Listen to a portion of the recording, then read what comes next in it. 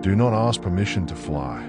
The wings are yours and the sky belongs to no one. The poetic idea is just that, a call to reclaim your agency, your freedom, and your power.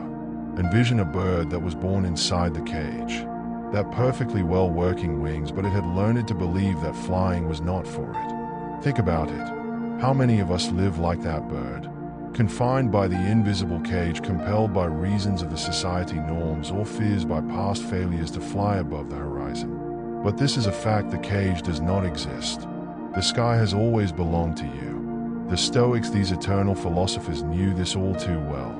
The Roman Emperor Marcus Aurelius once wrote, "You have power over your mind, not outside events. Realize this and you will find strength." These words remind us that our power does not lie in controlling the outside world, but rather mastering the internal one. No person can give you permission to pursue your dreams, because it is permission coming from within.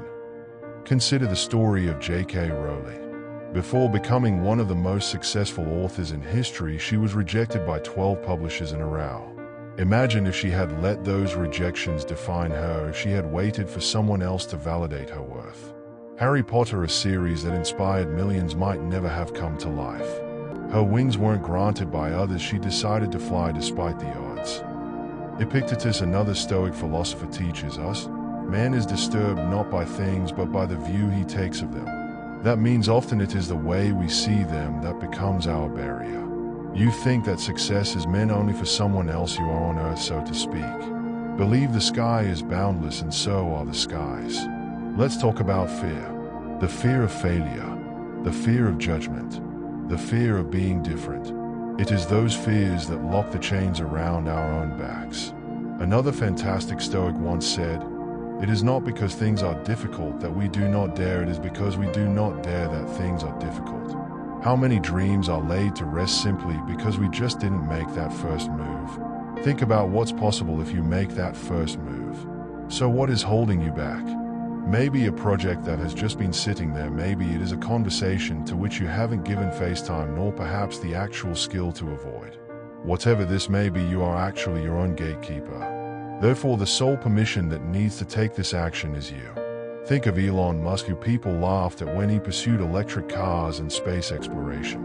Or Malala Yousafzai, who defied the oppressive norms and fought for the right to an education. People like these don't wait for permission.